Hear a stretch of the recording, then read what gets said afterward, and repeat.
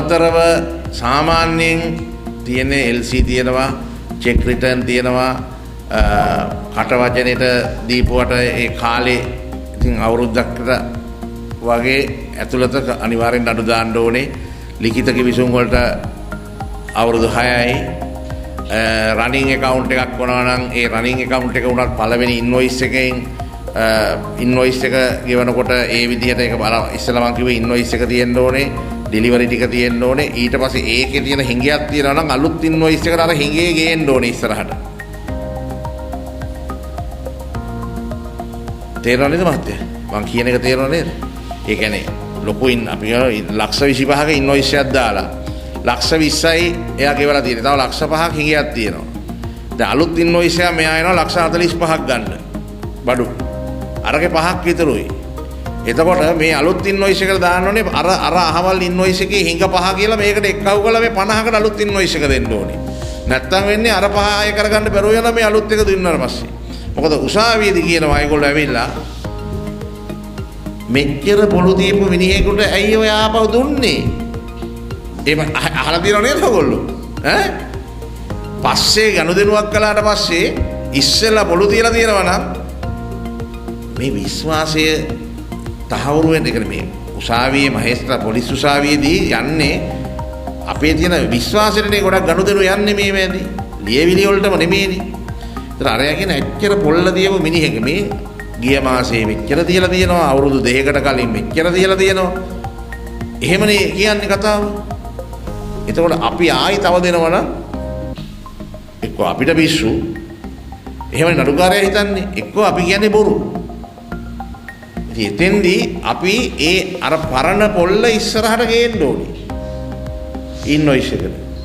එහෙම නැත්නම් අර ඉන්වොයිස් එක කැන්සල් කරලා මේක අපිට ගෙවනවා කියලා පොරොන්දුවට පොරොන්දු නෝට්ටුවක් කරලා ලියා ගන්න ඕනේ. ලියවිල්ලක් ලියලා අරයගේ. අස්සන ගහන්න ඕනේ. හොඳයි යාගේ අත් අකුරෙන් ලියා ගන්න පුළුවන් නම් හොඳටම හොඳයි මොනවා හරි දෙයක්. දෙමළෙන් හරි සිංහලෙන් හරි ඉංග්‍රීසියෙන් හරි මොකක් හරි. ඉතින් ඕක තමයි අපිට තියෙන මූලිකම දැනට තියෙන ප්‍රශ්න හැටියට අපි දකින්නේ. ඊට අමතරව ඉතින් තව තියෙන දේවල් ටිකක් මං හිතන්නේ ඔයාලට වෙලාව තියෙනවා නම් තව ටිකක් මට කියන්න පුළුවන්. දැන් අර පිට රටවල් වලින් ඔන්ලයින් ට්‍රාන්ස්ෆර් කරනවා. මෙච්චර කෝටි 100ක් තියෙනවා, කෝටි 1000ක් තියෙනවා. අර account එකෙන් අපේ account එකට ගහනවා. අර ජාති account එකක් ඕනේ, මේ ජාති account එකක් ඕනේ කියලා ඔබතුමාලා මේ මුදල් සමාජයේ කරගෙන හින්දා ඔබතුමාලට අනන්ත අප්‍රමාණ ඒ වගේ දේවල් ලැබිලා ඇති. ඒවට නම් ඉතින් අහු වෙන්න එපා. මොකද අනිවාර්යෙන් තව තැනක ඉඳලා කෝටි 100ක් අපේ account එකට දාලා ඒ කෝටි 100ක් නිකන් අපිට දෙන්නේ නැහැනේ කවුරුත්. අනිවාර්යෙන් ඒ කෝටි 100ක් එනවා නම් අපේ account එකට අපි බ්ලැක් ලිස්ට් වෙනවාමයි. ඒ කෝටි 100 ආවේ ඇයි? මොකද්ද කරමු බිස්නස් එක? ඒව නැත්නම් මේ මොන කෝවිලටද මොන පල්ලියටද මොන මේ දේවස්ථානෙට දෙන්නද මේ වගේ නෙව්වේ. ඒ එවපු මිනිහා මේවා ත්‍ස්තවාදී සල්ලිද? එහෙම නැත්නම් ඩ්‍රග් සල්ලිද? එහෙම නැත්නම් ඉරාන් සල්ලිද? ලිබියාවේ සල්ලිද කියලා ඒ ලයින් එක එතකොට ඔයගොල්ලෝ මෙච්චර කල් කරගෙන ආපු බිස්නස් එකත් ලොස් වෙනවා. ගොඩක් ඕනේ තරම් තියෙන අර ඉස්සර අපි පහුගිය කාලේ තිබ්බ ඇද්දල කිව්වා, ගජමුදු තියනවා කිව්වා, මොනවද මේ හක්බෙල්ලෝ ඉන්නවා කිව්වා, අයි මෙව්වා අකුණු සන්නායක තියනවායි කිව්වා. හැබැයි අපි පොඩි කාලේ තිබුණා මේ VOC කාසි ගෙම්බබාක් මැෂින් දැන් මට අවුරුදු 50ක් වෙනවා. අපි පොඩි කාලේ අපිට අවුරුදු 12 13 විතර ඔය කාලේ VOC ගෙවල් ගානේ ගිහිල්ලා VOC හොයන. හැබැයි වික් එකෙක් නෑ. ගෙම්බබාක් මැෂින් එකට ලක්ෂ 3ක් දෙන්න ඒ කාලේ. හාලි ඩේවිඩ්සන් බයිසිකල් නේ අහලා ඇතිනේ ඔයගොල්ලොත් නේ. අපේ වයස් වල ඉන්නෝනේ කොට දෙන්නේ. ඉතින් ඒ නිසා මේ එහෙම බිස්නස් තියෙනවා. ඒ බිස්නස් වලට අහු වෙන්න එපා. අනුන්ගේ සල්ලියක් තමන්ගේ account එකට දාගන්නම එපා. විශේෂයෙන් අහසේ තියෙන ඔය හරි ඈත තියෙන සල්ලි ගෙන්න ගන්න එපා. ගෙන්න ගත්තට කමක් නැහැ. ඕගොල්ලන්ගේ තියෙන විශ්වාසෙට ඕගොල්ලෝ ටැක්ස් ගෙවලා තියෙන ඕගොල්ලෝ ලොකු රෝලක් කරගෙන ආයෙත් වුණා. හැබැයි ඒක කරන විදි තියෙනවා. ඒ කියන්නේ හොර වැඩ නෙමෙයි. ඔයාලත් ඇත්තට මේ පල්ලියේ දේවාලේ කෝවිලේ සමාජිකයෝ නම් ඒ කෝවිලත් එක්ක කතා කරලා ප්‍රොජෙක්ට් එකක් හදලා ඒ වැඩ ටික ඒව කරන්න ප්‍රශ්නයක් නැහැ. හැබැයි අර ජෙනුවින් සල්ලි අරේ කෙනා පිළිගන්න ඕනේ මේ මගේ සල්ලි කියලා. එහෙම නැතුව ඔය හැකර්ලා බැංකුව මැරිච්ච මිනිස්සු ඉන්නවා. කෝටිපතියෝ ලෝකේ ඉන්නවා. මොකද අපේ වගේ මේ අපේ රටේ බෞද්ධ, හින්දු, ඉස්ලාම් මේ කවුරුත් තමන්ගේ ඊළඟ પરම්පරාව ගැන හිතනවා. නමුත් පිටරටවල් වල විශේෂයෙන් ඔය ඉන්න රටවල් වල උන් කාලා බීලා ජොලියක් කරන අවුරුදු 70 80 වෙදිත් කසාදත් බඳිනවනේ. ආයි ගර්ල් ෆ්‍රෙන්ඩ්ස්ලා ඉන්නවා, බොයි ෆ්‍රෙන්ඩ්ස්ලා ඉන්නවා. ඒතර උන් මැරලා යනවා මෙලෝ සංසාරයක් දරුවෝ දන්නේ නැහැ. ඇයි අවුරුදු 18න් එළියට ගිය දරුවෝ අම්මගේ තාත්තගේ account එක දන්නේ නැහැ. කොච්චර දේපොළ ගත්තද කියලා දන්නේ නැහැ. ඒ මිනිස්සු මැරලා ගියාට පස්සේ බැංකු වලට සල්ලි ඉතුරු වෙනවා. ඒ බැංකු වල වැඩ කරන සේවකයෝ දන්නවා මේ වැඩේ. ඇයි දරුවෝ දන්නෙත් නැහැ, දරුවෝ ඇවිල්ලා බලන්නෙත් නැහැ. කොච්චර සල්ලි දීපත් මේ මිනිස්සු එහෙම ලොකුවට මේ ලොකු අපේ වගේ මේ ලොකු වාහන පැදලා එහෙම ඉන්න මිනිස්සු නෙමෙයි රටවල් වල ඉන්නේ වැඩි. සල්ලි තියෙනවා account වල, නමුත් ඉන්නේ වෙනම විදිහකට එක ජාතියේ ගෙවල් එහෙම. ඉතින් මේ මිනිස්සු අර බැංකුවේ මිනිහා දන්නවා බැංකුවේ බැලන්ස් එක. අර මිනිහා මලා කියලා ඉන්ෆෝම් වෙච්ච ගමන් ඌ ගහනවා account එක තව කොහේ හරි රටකට ගහලා දානවා. එතකොට අපි හැබැයි අපි එළියට ගන්න ගියාම තමයි අපි හිර වෙන්නේ. ඒ නිසා ඒවට අහු වෙන්නත් එපා. හරි භයානකයි. අනිත් එක තමයි සීට්ටු. අපි කිරිබත්ජොඩ. මම සීට්ටු එක්කම ඉපදිලා දිනු කියන්නේ මම කවදාවත් සීට්ටුවක ඉඳගෙන නැහැ. හැබැයි සීට්ටු වලින් ගොඩා ගිය අයත් ඉන්නවා. හැබැයි සීට්ටු වලින් මම අහලා තියෙන්නේ නම් වැඩියෙන් අනාථ වෙච්ච අය. ඉතින් ඒ නිසා සීට්ටු අපේ රටේ නීතිය හැටියට නීත්‍යානුකූලත් නැහැ. ඒ නිසා සීට්ටු දානකොට ඉතින් විශ්වාසවන්තව මිනිස්සු එක්ක සීට්ටු දාන්න. මොකද මේ සීට්ටුවේ පොල්ල වැටුණාට පස්සේ මොකද පළවෙනි සීට්ටුව දන්නවනේ ඔයගොල්ලෝ සීට්ටු ක්‍රමය අහලා තියෙන්නේ මම මුදලාලිලා මේ තේරම හොඳ ලොකු මුදලාලිවරුනේ. සමහරු මං අහලා තියෙනවා සීට්ටු වෙන්දේසි සීට්ටු දානවා යුරෝප් වල ගිහිල්ලා නැවුවල සීට්ටු දානවා සමහරු එක්තරා ගානකට පස්සේ යුරෝප් උඩම අය අනිත් අය තායිලන්ත එහෙම නැත්නම් සිංගප්පූරු නැත්නම් සමහරු අය මෙහි කිරිබත්ජොඩ ඔය වල ඇල්ලවත්තේ දෙහිවල හෝටල් වල ඉතින් හොඳ ජෝගියක් නටලා රෑ පොල් ඩාන්ස් එකක් දාලා තීරම කරලා හාලා බීලා සීට්ටු අදිනවා. හැබැයි මොකෙක් හරි මලාම සීට්ටුව ගෙවපු එකේ මලාම මොකෝ වෙන්නේ? කවුද ගෙවන්නේ? සීට්ටුව දාන මිනිහා ගෙවනවද? ලොස්. ඉතින් ඒ හින්දා සීට්ටු දාන කොටත් පොඩ්ඩක් පරිස්සම් වෙන්න. නඩු දාන්න නම් අමාරුයි සීට්ටු වලට. ඒ හින්දා ඇග්‍රීමන්ට් එකක් ගහලා සීට්ටු දානවා නම් ඒත් පුළුවන් ඒක ඇග්‍රීමන්ට් එක හරියට හදන්න හැම නීතිඥ මහත්තයරම් බෑ. ඉතින් දන්න කෙනෙක් අල්ලලා ඒ ඔයගොල්ලෝ 10 20ක් එක්කහුව වෙන ප්‍රමාණය එක්කහුව වෙලා ඇග්‍රීමන්ට් එකක් කලෙක්ටිව් ඇග්‍රීමන්ට් එකක් ගහලා සීට්ටුව ගවන ප්‍රශ්නයක් නැහැ. ඒතකොට අරගොල්ලෝ කවුරු හරි ඒගොල්ලෝ ඇග්‍රීමන්ට් එකට බැඳිලා ඉන්නවනේ. මේක සීට්ටු කියලා නෙමෙයි. ඒතකොට වෙන ක්‍රමයකට ගහ ගන්න පුළුවන් ඒ සීට්ටු ඇග්‍රීමන්ට් එක. ඒ හින්දා ඒකත් කල්පනා කරලා බලන්න. ඔයසි මහත්තයා තව තියෙනවද ඔබතුමාට කියන්න? අපි කියන්නේ ඔබතුමාට මේ වගේ ආපු තව මං කියපු නැති જાතිය තව දේවල් තියෙනවද? ණයත්පත්. හරි, ඔබතුමාලට තියෙන ප්‍රශ්න තියෙනවා නම් අපි මේ ප්‍රශ්නෙන් ප්‍රශ්නෙට අරගෙන උත්තර හොයමු. Yes. Midam. Thank you.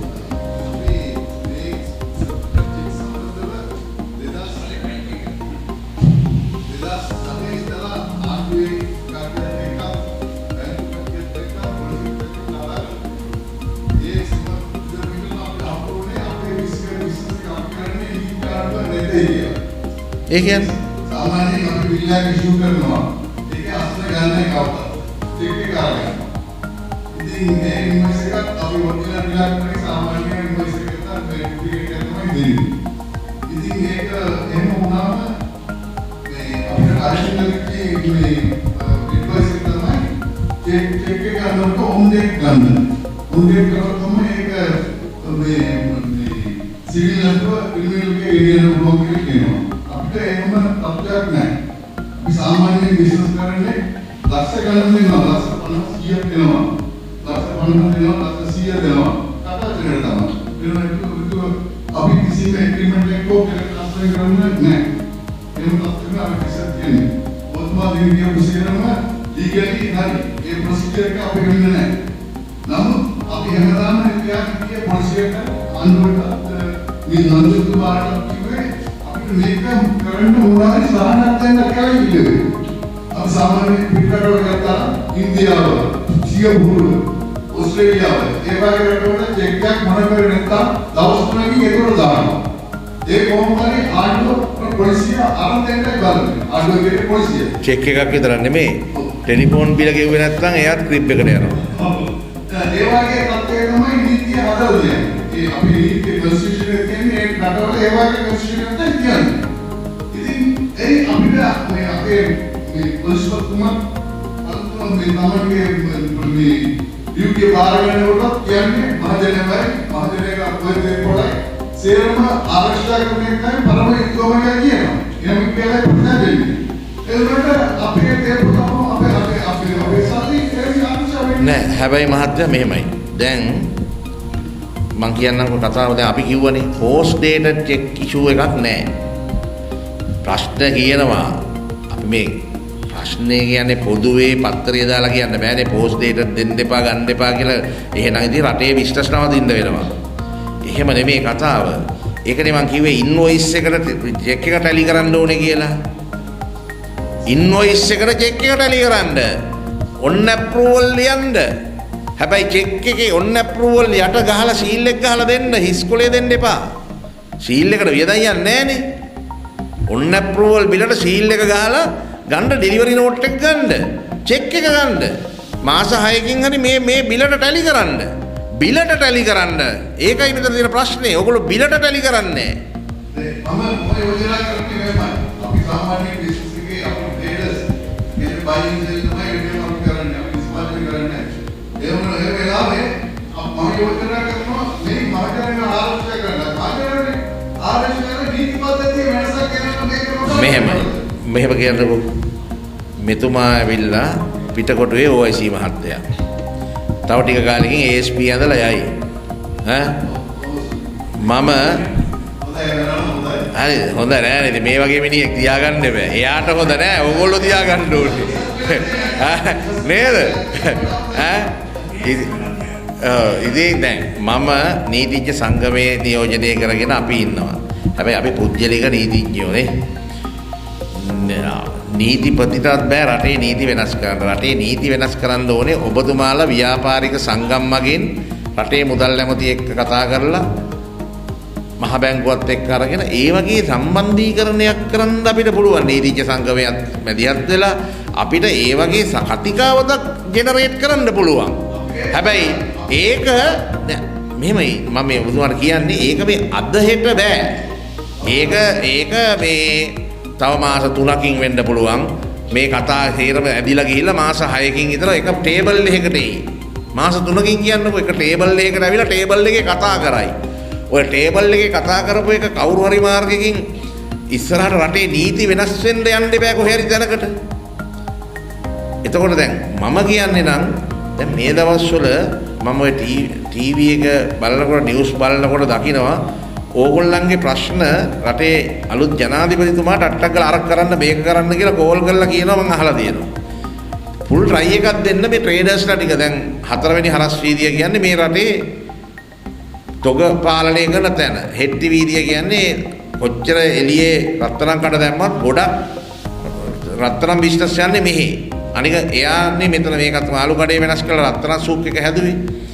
එහෙම එතුමට ඒ ගැන පුද්ගලික බලාපොරොත්තුවක් තියෙනවා. එතකොට මේන් ස්ට්‍රීට්, කේසර් ස්ට්‍රීට්, මෙලිබන් ස්ට්‍රීට් මේ සේරම ඕගොල්ලන්ගේ මේ රටේ එක්තරා කාලයක දැන් පොඩ්ඩක් ඈතට බිස්නස් ව්‍යාප්ත වෙලා තියෙනවා. නමුත් ඒ වුණාට ඕගොල්ලෝ තමයි මේ රටේ අදටත් කොච්චර එළියට බිස්නස් ගියත් 50%ක් මේක රැඳෙනවාමයි. මේක වෙනස් කරන්න බෑ තව අවුරුදු 50කටවත්. හැබැයි ඒකට ඕගොල්ලෝ ශක්තිමත් වෙන්න ඕනේ. ඕගොල්ලන්ගේ ඇසෝසියේෂන් එක ස්ට්‍රෝං කරගෙන ඕගොල්ලෝ ඒකට හඳ ලෝයර් කෙනෙක්, ඇකවුන්ටන්ට් කෙනෙක්, ඔඩිටර් කෙනෙක්, ඒ වගේ ඇඩ්වයිස් කෙනෙක් මේ වගේ මේ මෙතුමට පුළුවන් මේ කැඳවන්න කොට දෙනෙක්ව. එතුමා හොඳ නාමයක් තියාගෙන එතුමා හොඳින් මෙහි ව්‍යාපාරික ප්‍රජාව එක්කට එතුමන්ලට අඩුපාඩු බලලා සේරම මට මොකද එතුමා දැන් මට කිව්වා එයාගේ බලාපොරොත්තුවක් තියලා කියලා පයිලට් ප්‍රොජෙක්ට් එකක් හැටියට CCTV කැමරා පද්ධතියක් දාලා ඔබතුමාලගේ ආරක්ෂාව සඳහා ඒක මේන් ස්ට්‍රීට් එකෙන් පටන් අරන් එයා හිටියොත් මේ යායම එයා CCTV වලින් පොලිසිය ඉදලා බලන්න පුළුවන් වෙන්න එතුමා හදනවා කියලා. ඉතින් හරි හොඳ අදහසක් එතුමා වගේ කෙනෙකුට එහෙම කරනවා කියන්නේ. ඉතින් මං කියන්නේ ඔය ට්‍රේඩර්ස් ඇසෝසියේෂන් එකට පුළුවන් අනිත් ලංකාවේ අනිත් ට්‍රේඩර්ස් ඇසෝසියේෂන් උත් අපිට මේක එක්කහුව කරන්න පුළුවන්. කවුරු හරි මූලිකත්වය ගන්නවා නම්. ඒකට අපිට මුල් වෙන්න බෑ. ඔබතුමාලා එක්කහුව වෙලා අපිට මේ කතාව දිගට ඇරිය හැකියි. නෑ ඒක තමයි මේ කතාව මහත්තයෝ පටන් ගත්ත හැකි. දැන් මෙතන තියෙන්නේ එක එක්කෙනාට පුජ්‍යලිකව තියෙන ප්‍රශ්න අපි විසඳ ගන්න එපා. මොකද ඔය ප්‍රශ්නේ විසඳෙන්න රටේ නීතියක් වෙනස් වෙන්න එපා. ඒ කියන්නේ ණය ආපසු අය කර ගැනීමේ පනත.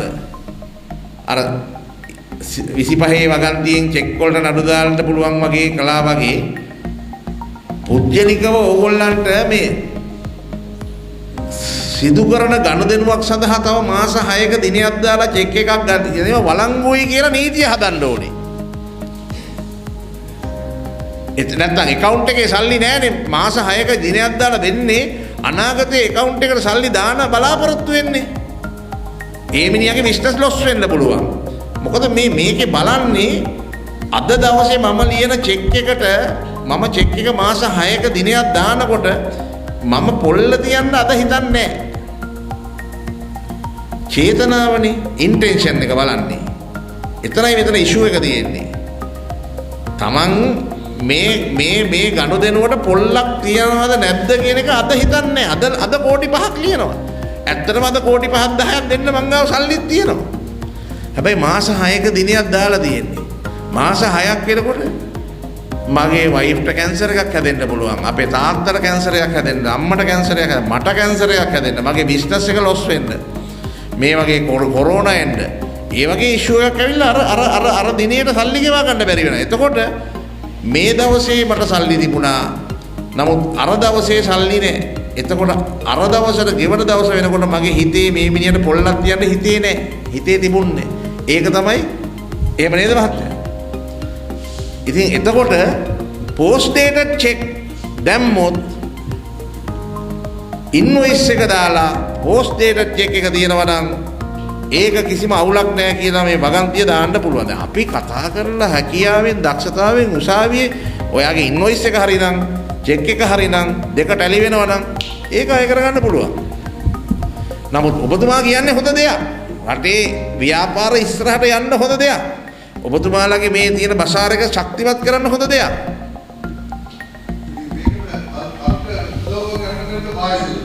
පුළුවන්. ඒකනේ මං කිව්වේ ඉතින් බාර් ඇසෝසියේෂන් එක ඕගොල්ලෝ ගාවට ඇවිල්ලා මෙහෙම කරන්න දෙන්නේ නෑනේ. සේරම ගෙඩිය පිටින් ඕගොල්ලෝ එන්න එපා අපිට ඉන්වයිට් කරන්න ඕනේ මේ වැඩේ මැදිහත් වෙන්න ඕගොල්ලෝ රිප්‍රසන්ටේෂන් එකක් එන්න. අපි ඒක කරමු. නමුත් ඕගොල්ලන්ගේ තියෙන පොදු ප්‍රශ්න බලන්න. පොදු ප්‍රශ්නේ ඕක. නමුත් පුජ්‍යලික ප්‍රශ්නත් ඇතිනේ ඕගොල්ලන්ටනේ. මෙතන ඉන්න ගොඩ දෙනෙකුට ඕක හදා ගන්නකොට මේ වෙනකොට අවුරුදු 6 පයින් චෙක් ඇතිනේ තව ඕනේ තරම් කෝටි ගාණක් මෙතන ඇතිනේ නේ. ඒවටත් ඕගොල්ලෝ ප්‍රශ්න වලට විසඳුම් හොයාගන්න බෑ. දැන් ඊළඟට දැන් බලන්න. එතන දැන් ඕගොල්ලෝ දැන් මේ ළඟදී මම නඩුවක් කරා. ඒ නඩුවේ කරනකොට මං කිව්වා යන්න ගිහින් හොයන්න දෙයියන්ගේ නාමයට ගිහිල්ලා මොනවා හරි ඇප්‍රූවල් ඔන්න ඇප්‍රූවල් හරි චෙක් කියලා කෑ ගහලා බැනලා ගලාම මිනිහා ගිහිල්ලා පරණ කොහෙද ස්ටෝරුවක් අස්සේ තියලා දුම් ගැහිච්ච පොත් සෙට් එකක් උස්සන් ආවා. ඉතින් යන්තම් 80ක් විතර වෙන්න මං රිසිට් හොයාගත්තා. ඕගොල්ලෝ පරිස්සම් කරලා තියාගන්නේ ඕගොල්ලන්ගේ චෙක් ටික විතරනේ. ඉන්වොයිස් සේරම ඕගොල්ලෝ තියන්නේ කොහේ හරි ස්ටෝරුවක දාලා ගන්නත් නැහැ. ඒක වේයෝ කනවා නේද?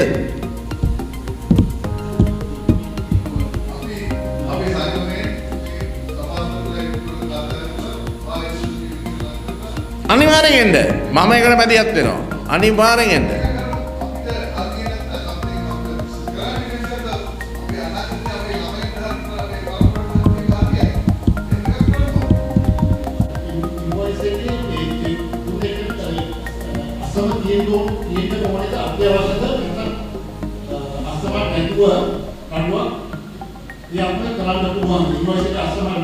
ඉන්වොයිස් එකක් ලියා ගන්න පුළුවන් නේද අපිට තනියෙන්?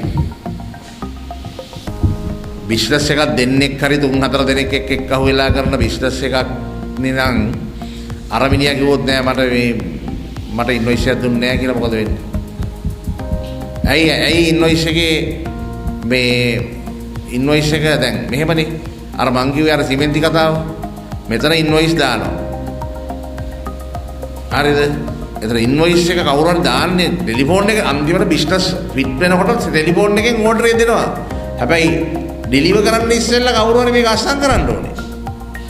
අස්සලක් ගහ ගන්න නැතුව මෙහෙමනේ අපිට එහෙම කිව්වොත් එහෙම ගියයි. ඔය වැඩේ ඔහොම ගියොත් එහෙම මහත්තයා ටෙලිෆෝන් ඕඩර් වලටත් මෙහෙම වුණා ටෙලිෆෝන් එකෙන් ඕඩර් එකක් දැම්මා. එතකොට ඒක ටෙලිෆෝන් කොන්වර්සේෂන් එක රෙකෝඩ් කරලා තියාගන්න වෙනවා. එහෙම කරන්න බෑ. බිස්නස් එකක් නම් අනිවාර්යෙන්ම ඉන්වොයිස් වලට යන බිස්නස් එකක් නම් අනිවාර්යෙන්ම ඔයාගේ ඉන්වොයිස් එක දැන් ඉස්සර කරලා නැතුව ඇති.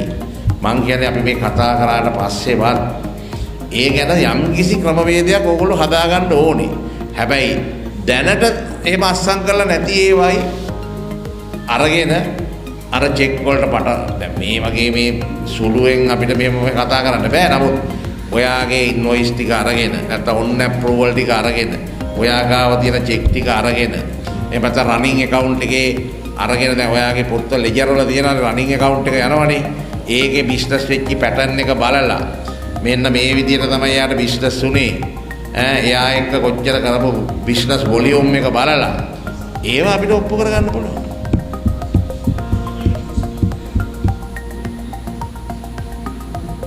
Good evening. Good evening. Thank you very much for this opportunity. The voice matter the home student. The Peterborough Cosmetic Association. Thomas Lega. Milan Pereira is about it. The Odisha State Here. The Samanya the Peterborough sir plus Vishwas Mandir nama CA category only business provided. Oh. 40% nama legal wise. Yes. සමහරවිට ඉන්නවා හොඳටම දන්නවා යාට කැමති දෙයක් කියලා දැනගෙන අපේ කඩු අරගෙන එයා සාමාන්‍ය කඩේට සබාපා බලනවා කියන්නේ එයා උපකාර වුණු වෙනවා ලබන සතියේ ඉන්නේ ඒ සල්ලි එයා ඒ අදන ෆිනාන්සියල් දෙක බලනවා එයාට දන්නවා මේ කියන්න මඟක් කරන්නේ නැහැ ඒ ඒගොල්ලන්ගේ ලුක්ස් එකක් තියෙනවා උසාවියට ගිය මට මාසෙට 5000 ගන්න හැටි 10000 ගන්න හැටි අවුරුදු කීපයකට ගෙවන්න පුළුවන් මේක සිස්ටම් එකක් තියෙනවා. දැන් අපිට කියන ඔප්පු කරන්න ඕන මුකුත් නැහැ ලීගල් ડોකියුමන්ට්ස් මුකුත් නැහැ පොලිසියෙන් එන්ට් දාන්න උසාවියට යන්නේ. ඇයි? ඒ කියන්නේ අපි දෙන්නේ ට්‍රස්ට් එක. ඒක තමයි කියන්නේ. දැන් ඒ ට්‍රස්ට් එකට බිස්නස් කරපු කාලේ ගිහින්නේ දැන්. ට්‍රස්ට් එකට දැන් මේ අහන්නකෝ විනාඩියක් දෙන්නකෝ. මට තේරෙනවා ඔයා මේ අලුත් වැඩපිළිවෙලකට ඉන්නේ. දැන් සම්ප්‍රදායික බිස්නස් නෙමෙයිනේ ඔවා. ඒ කොස්මෙටික් බිස්නස් එකක් එක්ස්පයර් කාලේ අනිත් ඒවාට වඩා දැන් හાર્ඩ්වෙයාර් බිස්නස් එකක් කරන එක්කෙනෙක් රත්තරන් බිස්නස් එකක් කරන එක්කෙනෙක් ගත්තොත් රත්තරන් ටිකක් පරණ වුණාට කවන්නේ දවස ගානේ නගිනවා. හાર્ඩ්වෙයාර් උත් එහෙමයි ප්‍රශ්නයක් නැහැ. නේද? දැන් කාලේ වැලිත් එහෙමයි. හරිද? ඉතින් ඒ වුණාට ඔබතුමාගේ බිස්නස් එකේ කොස්මෙටික් අතේ තියාගෙන ගියන් ඉන්න බෑනේ. එක්ස්පයර් වෙනවනේ. එතකොට ඒ නිසා ඔය වගේ සංවේදී ව්‍යාපාර කරනකොට රිස්ක් එක මිනිමයිස් කරන්න ඕනේ. මිටිගේට් කරනවට කියන්නේ. රිස්ක් එක මිටිගේට් කරගන්න ඕනේ. දැන් සමහරු අලුත් ව්‍යාපාරයකට එන්ට වෙනවා. හරිද? සමහරු දැන් දොස්තර මහත්තුරු ගන්නකො. දොස්තර මහත්තුරු ගාවට සාම්පල් පැකට් දාගෙන not for sale කියලා ගහලා දැම්ම ලංකාවේ ඉන්න සේරම දොස්තරලට ෆාමසි වලින් ෆාමසිටිකල් කම්පැනි වලින් සාම්පල් බෙදනවා. තේරුණාද? ඒ බෙදන්නේ තමන්ගේ ප්‍රොඩක්ට් එක මාකට් කරගන්න. එතකොට ඒක මාකට් වුණාට පස්සේ ඒගොල්ලෝ බිස්නස් එක යනවා අර විදියට. හැබැයි ඔබතුමාලා ක්‍රීම් එකක් හදනවා.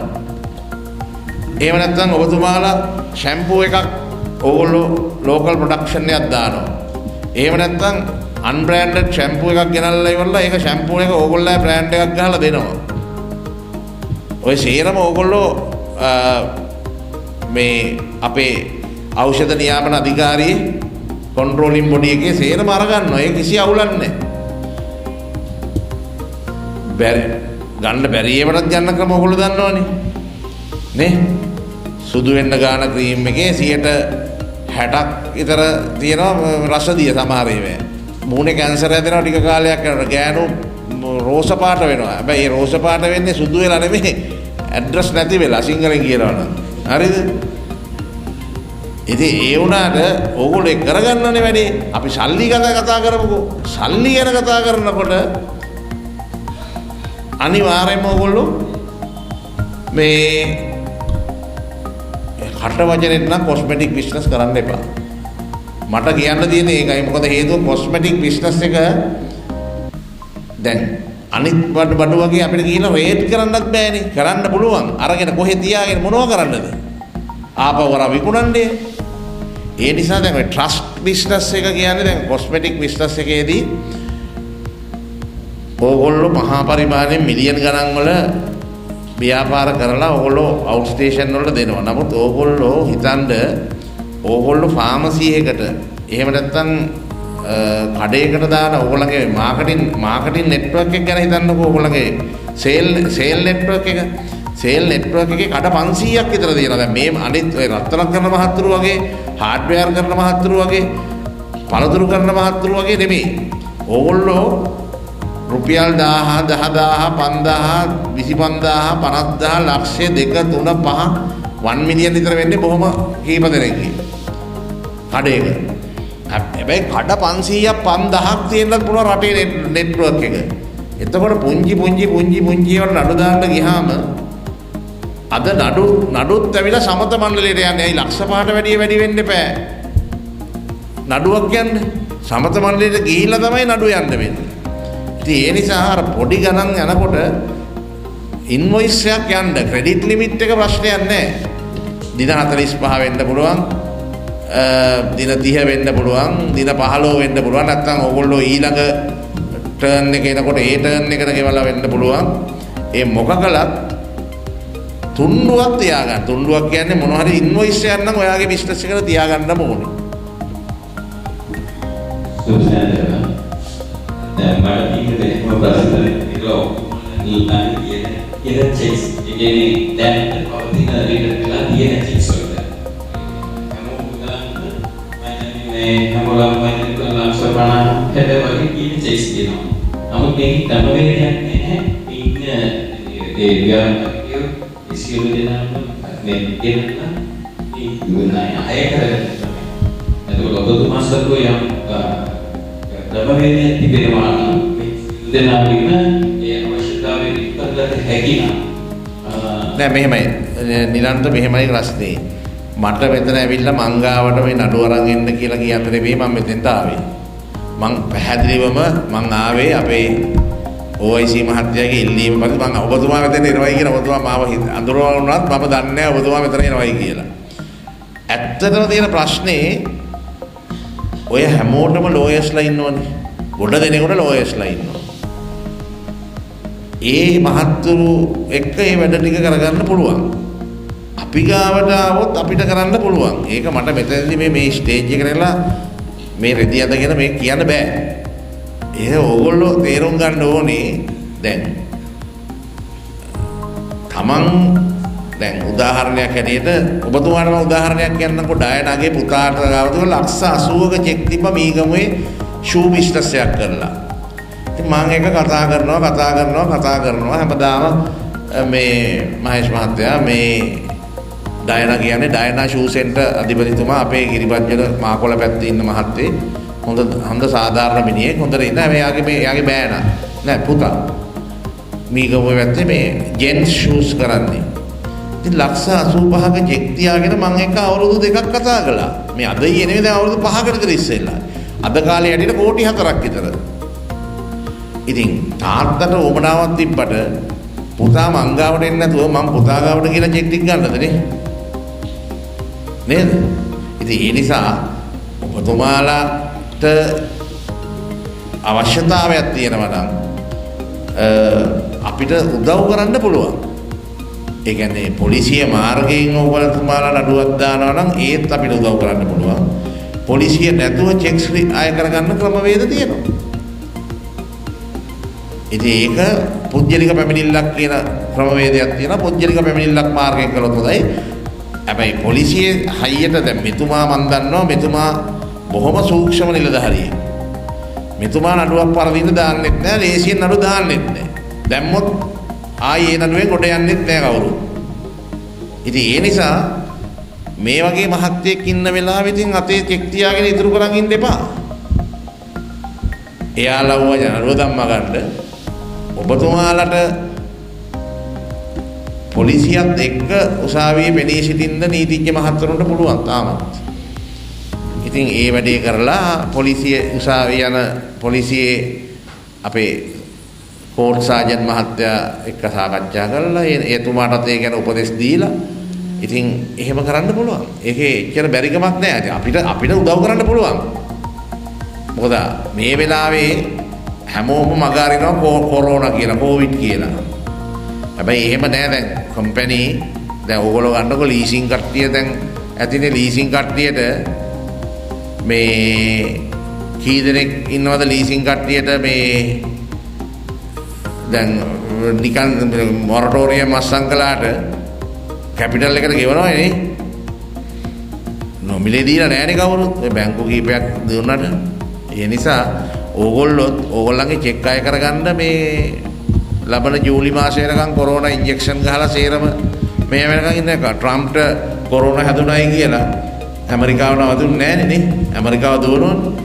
ඒ නිසා දැන් ඕගොල්ලෝ දැන් මාස අවුරුද්දක් ඉවරයිනේ. ජනවාරි මාසයේ ඉඳලා දැන් බැලුවාම දැන් මේ 10 වෙනි මාසේ ඕගොල්ලෝ පටන් ගන්න ඕගොල්ලන්ගේ ණය අය කරගන්න. good evening.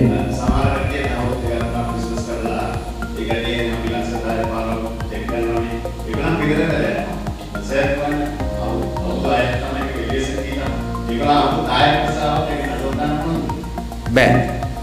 ඒක අවුරුදු 6න් ඉස්සෙල්ලා නඩුව දාලා තියන්න ඕනේ. නඩුව දාලා අපිට පුළුවන් එයා ලංකාවේ නැත්තම් ලංකාවේ ගියා කියලා එයා කවදා හරි ලංකාවට එන දවසට ගුවන් තොටුපළේදී අරස් කරන්න අපිට ආරම්භ දෙන්න පුළුවන්.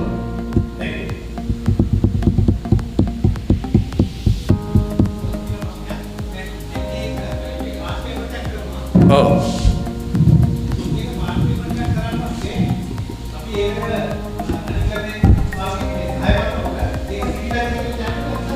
මෙහෙමයි. දැන් කරලා තියෙන දේ අනුව ඒ පාර්ට් පේමන්ට් එකක් කරා කියන්නකො දැන් ලක්ෂ 50ක් චෙක් එකක් ගත්තා. ඉන්වොයිස් එකක් තියෙනවා. එහෙම දෙයක්නේ කියන්නේ. ඒකෙන් 25ක් ගෙව්වා. තව 25ක් තියෙනවා කියන්නකො නැත්නම් 35ක් ගෙවලා තව 15යි තියෙන්නේ කියන්නකො. ඒ 15 අර ඔරිජිනල් චෙක් එකට නඩු දාලා 15 කරන්න බෑ. හැබැයි සිවිල් අධිකරණයට නොයා ලක්ෂ 50ක ව්‍යාපාරයක් කරලා ලක්ෂ 35ක් ගෙවලා ඉතුරු ලක්ෂ 5 නොගෙවා පැහැර හැරීම සම්බන්ධව විශ්වාසය කඩ කිරීම සහ වංචාව කරලා නේද මහත්මයා නඩුවක් දාන්න පුළුවන්. ඒකේ චෙක් නඩුවක් නෙමෙයි එතකොට වෙන්නේ වංචාවක්. වංචාවට නඩු දෙමිල්ලක්. ඒ චෙක් එක කියන්නේ සාක්කියක්. එතෙන්දී අර මිනිහට පුළුවන් මේ ලක්ෂ 15 මං අතින් දුන්නා කියලා කියන්න. හැබැයි ඒකට අපි ලෑස්ති වෙලා ඉන්න ඕනේ. මොකද සාධාරණ සැකයෙන් තොරව නේ අච්චු කරන්නේ. අර පොඩි හරි සැකයක් නැතුව අපේ නඩුව ඔප්පු කරන්න ඕනේ අපි. පැහැදිලිද?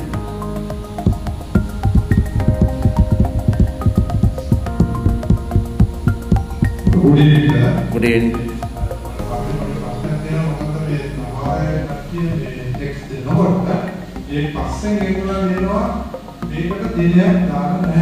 ඒක කියන්නේ ඔයාව විශ්වාස නැති හින්දානේ. එහෙම වුන් එක විශ්වාස කරන්න එපා.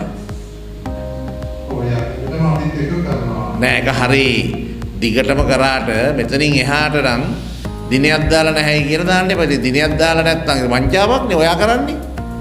එයාට ඔයා ඇයි චෙක් එක ගන්නෙ? ඇයි චෙක් එක ගන්නෙ? චෙක් එක ගන්නෙ ඇයි? මම දැන් අහන ප්‍රශ්නෙට උත්තර දෙන්නකෝ. ඇයි චෙක් එක ගන්නෙ? නෑ නෑ ඇයි චෙක් එක ගන්න ඔබතුමා? ඔබතුමා චෙක් එක ගන්න ඇයි? බිස්නස් එකක් කරලා චෙක් එක ගන්න ඇයි? නෑ නෑ ඒක මම මේ කියලායි කතාව. අපි බිස්නස් එකක් කරන්නේ කාටවත් සල්ලි බෙදන්න නෙමෙයි. අපි හොඳ යහපත් බිස්නස් එකක් කරලා රටට මිනිස්සුන්ට වැඩක් කරලා අපි ලාභයක් ලබලා ජොලියේ ඉන්නනේ බිස්නස් එකක් කරන්නේ. ඇගේ අමාරු මේ ඔළුව බර කරගෙන වාත වෙන්න බිස්නස් කරන්න ඕනේ නේද? ඔය වගේ එකක් හල්ලා දැම්මම හරි. හැබැයි වැඩේ තියෙන්නේ අපි එක ණයට ගන්න මිනිහෙක් අපිව විශ්වාස නැත්තම් ණය දෙන්න එපා. ණයට ගන්න මිනිහා විශ්වාසය තියෙන්න ඕනේ ණය හිමියයි විශේෂයෙන්. ණය හිමියයි ණය ගන්න එකාගේ විශ්වාසය තියෙන්න ඕනේ. ඒ කියන්නේ ණය හිමියා අපිට දැන් බැංකුව ගන්න අපේ ක්‍රෙඩිට් වර්දිනස් කියන එක තියෙනවනේ ක්‍රෙඩිට් වර්දිනස් එක. අපේ විශ්වාසය අපේ කියන්නේ ණය ගන්න මිනිහා එයාට ණය ගන්න පුළුවන් මිනිහෙක් කියලා ඔප්පු කරලා ඉන්න බෑ ණය ගන්න. දැන් ඔබතුමා එයාට විශ්වාස වෙන්න ඕනේ ඔයා. මමනේ ඔයානේ සල්ලි අයිතිකාරයා ඔයානේ බඩු අයිතිකාරයා. අරයා ගෙවන්න පුළුවන් මිනිහෙක්ද කියලා. මිනිහා ඔයාට අරක පිටිපස්සේ ලියනවා කියන්නේ අනිවාර්යෙන් පොල්ල තියන්න ලෑස්ති වෙලා ලියන්නේ. ඒ නිසා ඔයාගේ චෙක් එක ක්ලියර් වෙන්න ඕනේ. අනිත් එක තමයි මම ඕගොල්ලෝ හැමෝටම කියන්නේ චෙක් එක හිස් චෙක් අස්සන අරගෙන විතරක් ගන්න එපා. සම්පූර්ණ කතාව ලියලා දිනයක් දාලා මාස 6 හරි ගමන්නේ මාස 6 දිනේ දාලා අර චෙක් එක ගහලා දෙනනේ valid for only 90 days කියලා. එතකොට ඔයා ලියන දවසේ ඉඳලා දින 90 ඇතුලේ දිනයක් දාලා ලියා ගන්න. එදාට තව චෙක් එකක් ගන්න මේ ඉන්වොයිස් එක සයිට් කරලා. අර පිටිපස්සේ ලියන්න આવොත් ඔයා එනං බඩු ටික ඔයා පස්සේ වෙන තැනකින් ගන්න කියලා යවන්න.